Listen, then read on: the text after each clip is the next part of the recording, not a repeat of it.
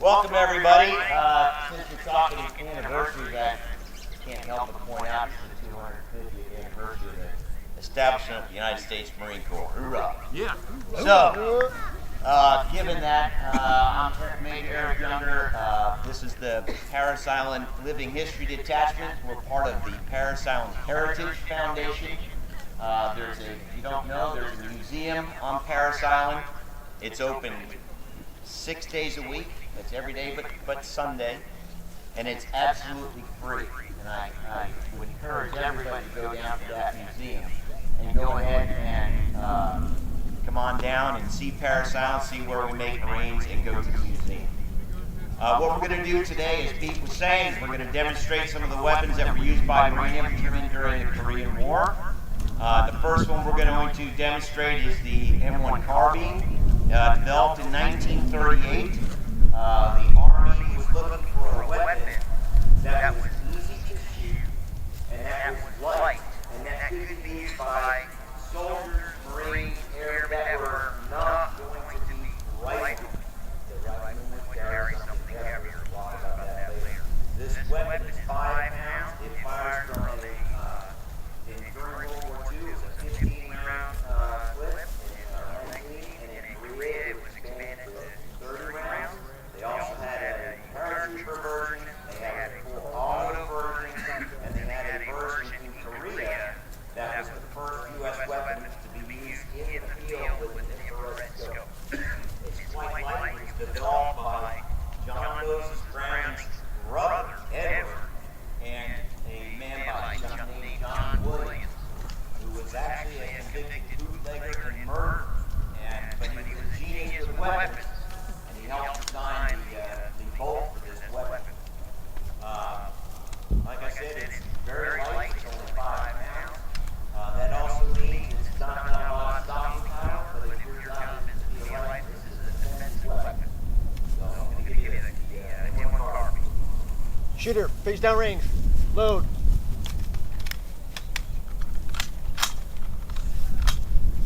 Fire when ready.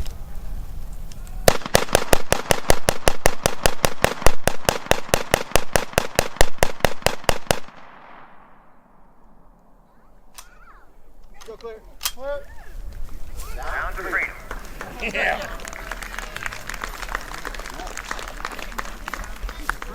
Shotgun. Shotgun. Shotgun.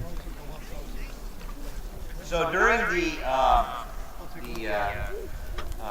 Philippine insurrection and the Spanish-American War, we started fielding the very first successful pump shotgun. It's 12 gauge and it's developed by Winchester in about 1897. Stayed in service all the way up until 1990.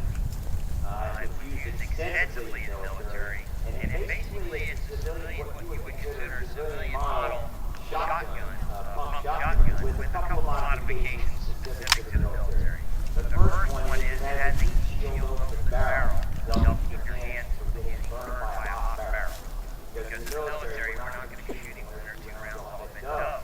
We're going to be massive firepower against this. So, your barrel's going to get hot. Second thing they did was they added a bayonet lug. The bayonet lug for the 16-inch M1950 bayonet. The other thing that it has is called Flamethrower. Now, it's almost like having a semi-auto shotgun. The way it cycles is if you just have your finger pulled down on the trigger and you rack the slide back, as soon as you go back into the battery, if you put a new round in the chamber and put the bolt full, it automatically goes off. You don't have to pull the trigger. It will fire automatically as long as you hold the trigger. Now, just to give you an idea, the nickname for this weapon is the trench gun. And the reason it's called that is because every single round that all these 12-gauge rounds, they've got 9 double-aught buckshot rounds inside each one. And a well-trained Marine cycling with slam fire can put all 6 rounds down range in less than 3 seconds, which puts out that many double-aught buckshot rounds thrown a fire that can sweep a trench of the enemy. That's how it got its nickname. It's a relatively light weapon. It's 7.5 pounds. And like I said, it stayed in service all the way up to 1990. A couple other companies like Stevens and Ithaca also No, I can't understand. slightly different. I'm firing it. And Ithaca and then yours are Stevens? Yep. Yeah, that's Stevens over here. I'm going to give you a 12 gauge 1897. All right, shooter face down range. Go ahead, load.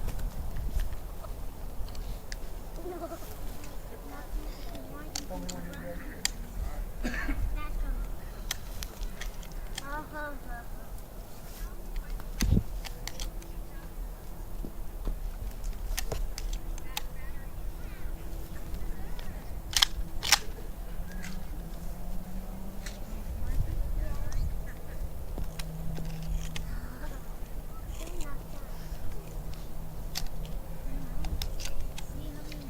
Weapon ready.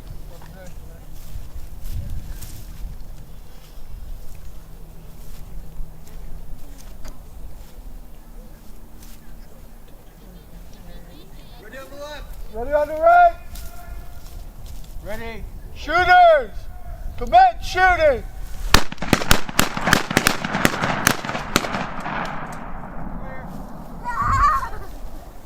Clear on the left. Clear on the right.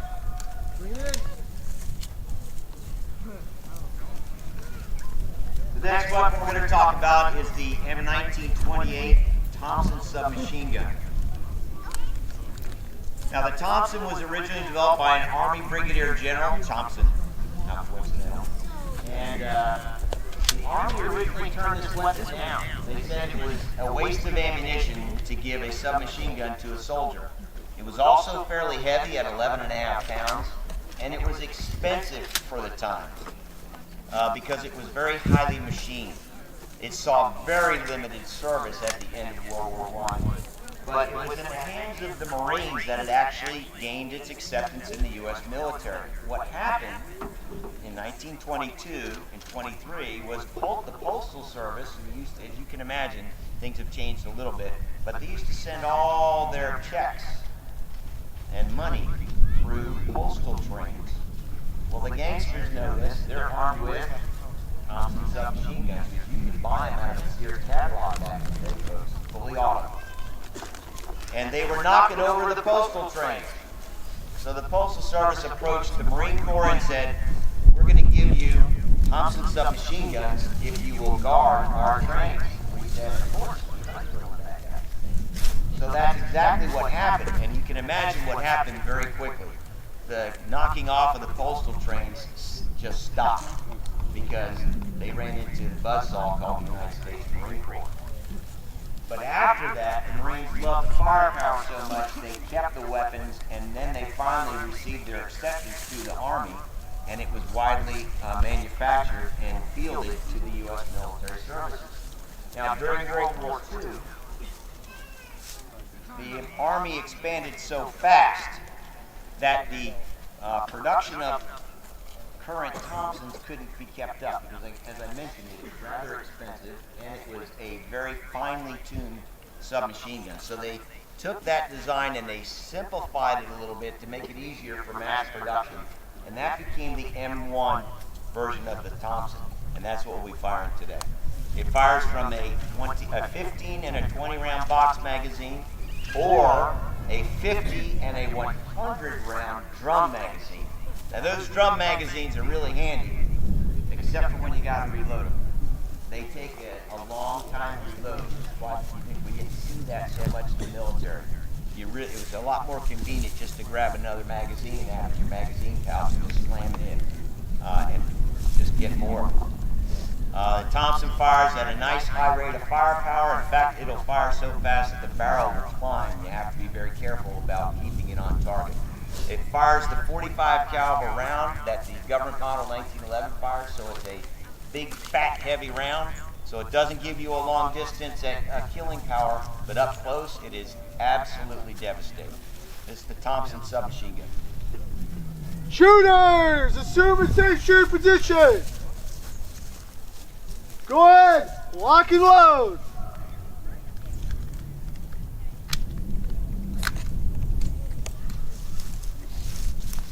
Ready on the left? Ready on the left. Ready on the right?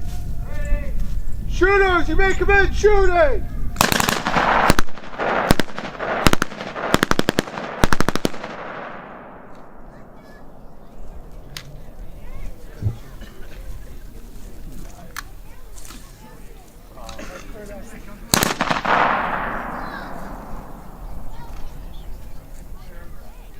We're on the right, clear on the left. Shooters, you're clear.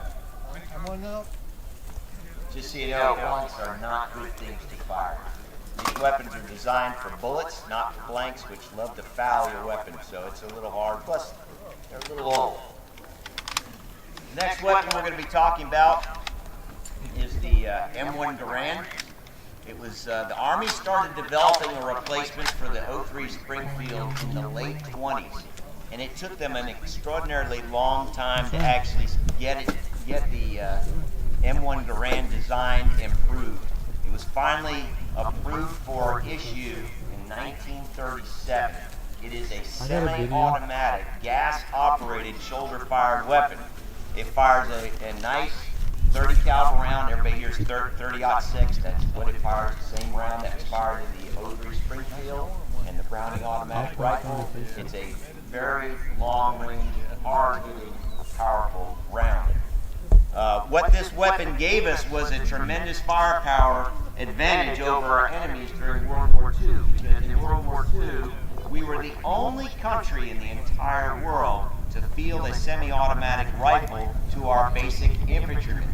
Special units in other forces around the world may have had a semi-automatic rifle, but their preponderance of their infantry was still armed with 5 or 8 round bolt-action rifles. We were the first and only one during World War II to actually issue, en masse, a semi-automatic rifle. So it gave us a tremendous firepower over our enemy. Now the Garand weighs 9.5 pounds.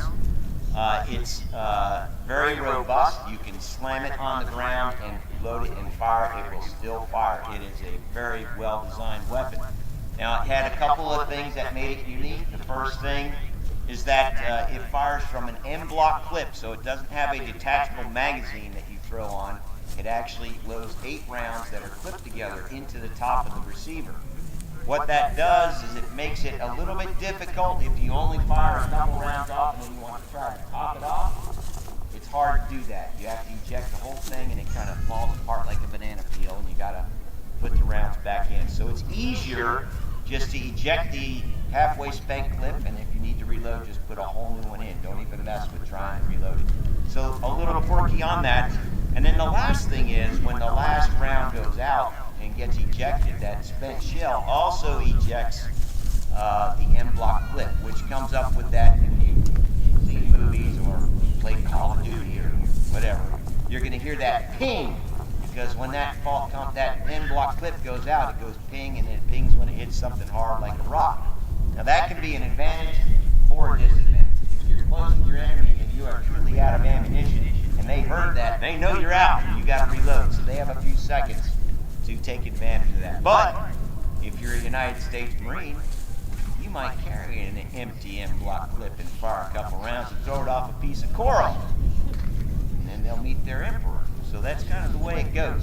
It's an advantage or disadvantage. It's all about adapting and overcoming. So this weapon stayed in service all the way through Korea and was not replaced completely until 1962 when the M14 came into service. This is the M1 Garand. Shooters, assume a safe shooting position. Go ahead, load.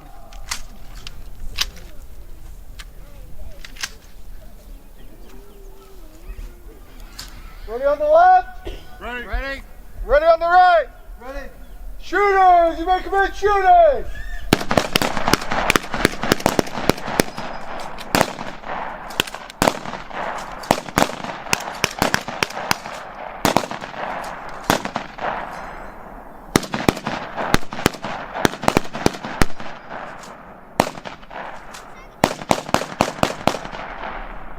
We're on the right.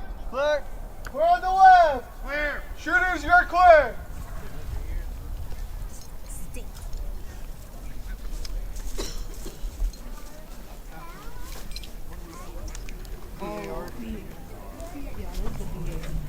The next weapon we're going to be talking about is the grand piano of the rifle squad, the Browning automatic rifle, M1918. When the United States entered World War I, they did not have a light weapon that went with their infantry. And so we used, while we were in France, the French Shocho, which was at that point an abysmal failure. But John Moses Browning, the genius designer, came up with the Browning automatic rifle, demonstrated it to the Army, who quickly accepted it and rushed it to France. And so it caught some service at the very end of World War I. Stayed in service all the way up until 1962 when the M14 came in and was fielded, which again replaced the M1 Garand and the Browning automatic rifle, because the M14 had a selector switch for full auto and semi-auto. So it was used in both roles.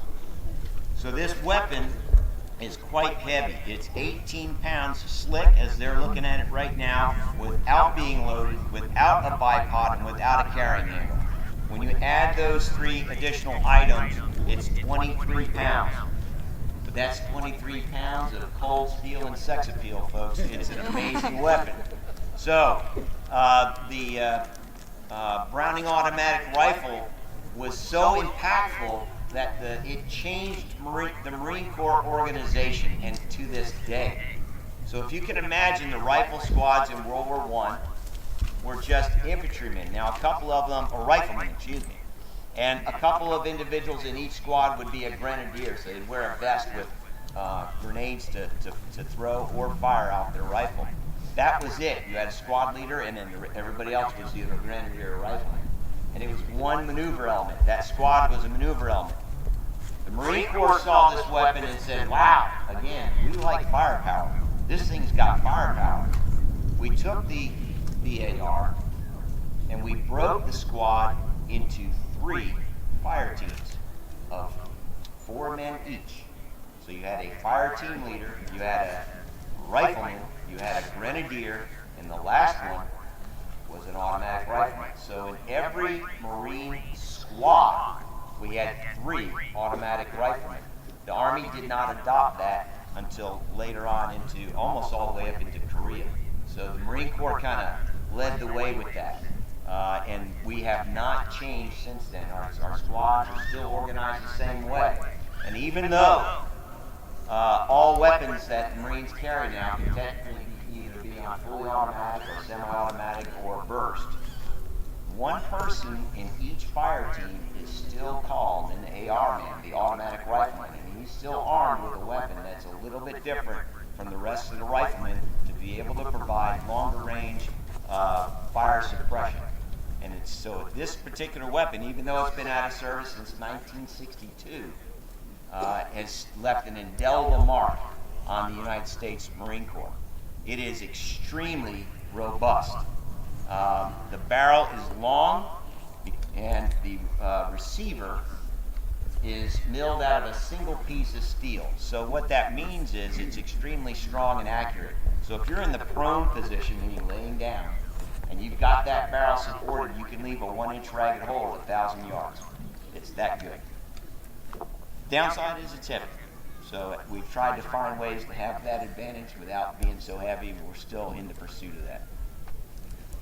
Shooters, face down range. Load.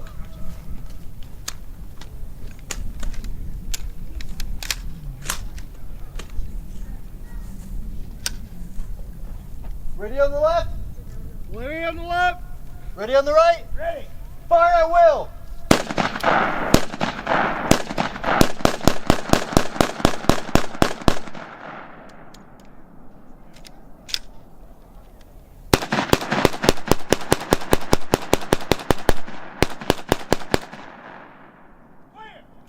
Clear on the right. Clear. Clear on the left. Bring it in.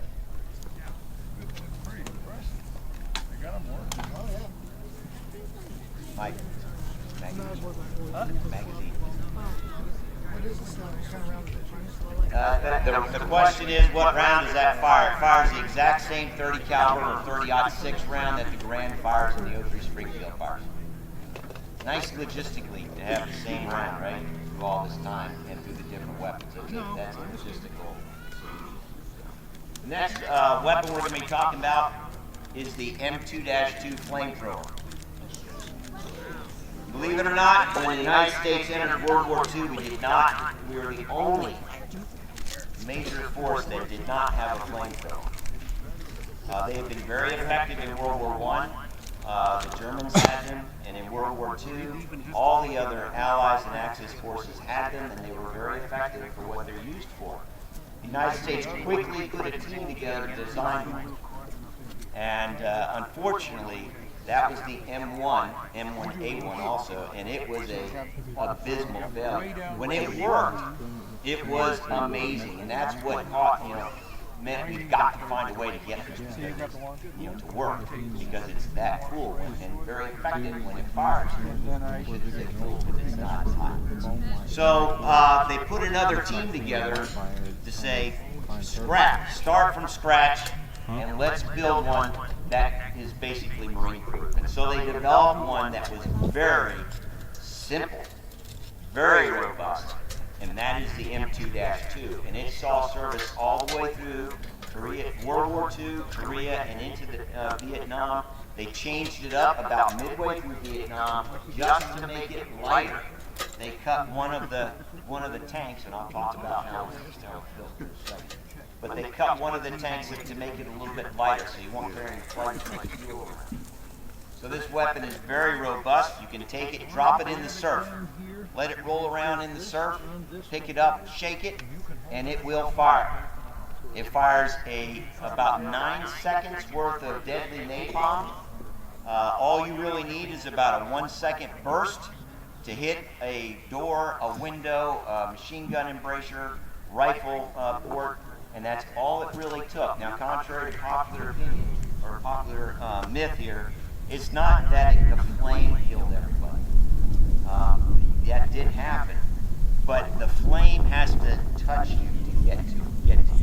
But what this weapon actually did more effectively is when it entered an enclosed space, it immediately takes away all the oxygen and replaces it with 10 times the lethal dose of carbon monoxide. That was actually the true, effective portion of it in killing our enemies. It wasn't so much the flame, but I will say there's things in our DNA that make us inherently scared of flames and pointy things, and so it's a very effective psychological weapon as well. So the Marine Corps saw this weapon and said, ooh, another way to organize. So we went from fielding only about 40 of them in a Marine division when we first got them, to having almost 300 in a division. And what we ended up doing was pairing the flamethrower team, which is a flamethrower operator and his assistant, along with a sapper team, basically combat engineers that carry satchel charges, and Bangalore torpedoes, and the bazooka team. And what they would do is then assign a rifle squad to them, and they became the experts at taking out bunkers. It was called corkscrew and blowtorch. And that's how we took out bunkers throughout the Pacific, like Iwo Jima and Okinawa and Taro and all that. So that's how this all happened. Now it's got 2 fuel tanks and then a small center tank that is pressurized. It's pressurized with nitrogen at about between 1,000 and 1,200 psi, and that's what projects the fuel out. It weighs about 80 pounds, so it's not something you want to go hiking with if you can avoid it, but a very effective weapon. This is the M2-2 flamethrower.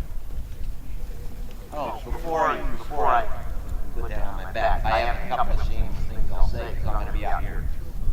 If you like what you see and you want to fire this flamethrower, we can make it happen today. You can come up and see us. We've got one slot available. We've got one spectator who's going to fire it at 3 o'clock. and we've got one more can of fuel ready to go. So if you want to come up and be a Marine for a day and get all over Facebook and have your friends and your family be very jealous, you can fire the flamethrower. Come up and see us.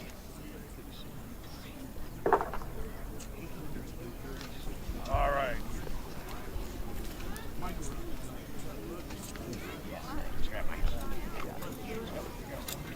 Huh? Not anymore. It's not twisted anymore. Oh, it clipped you. Got it? All right. You're on. That's pretty heavy. Hoorah, Skipper. Motivate.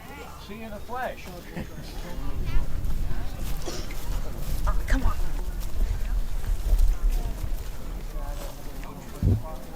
Oh, you're so irritated.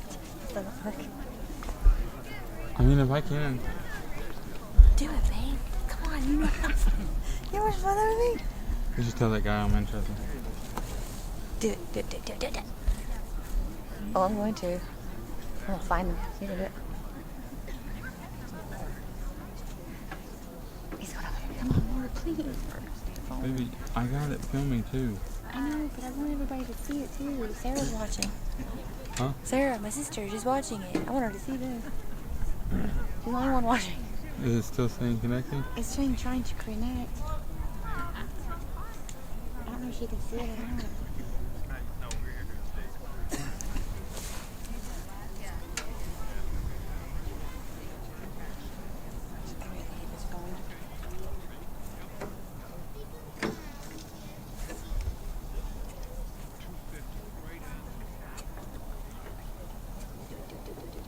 Flamethrower's now hot.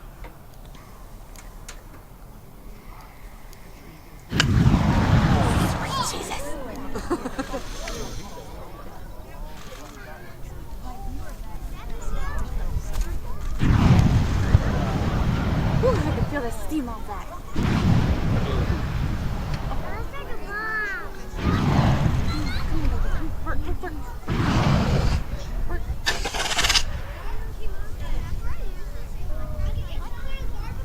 Amazing.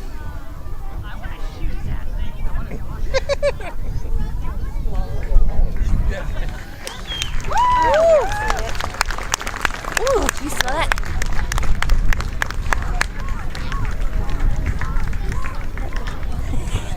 So awesome. Warm.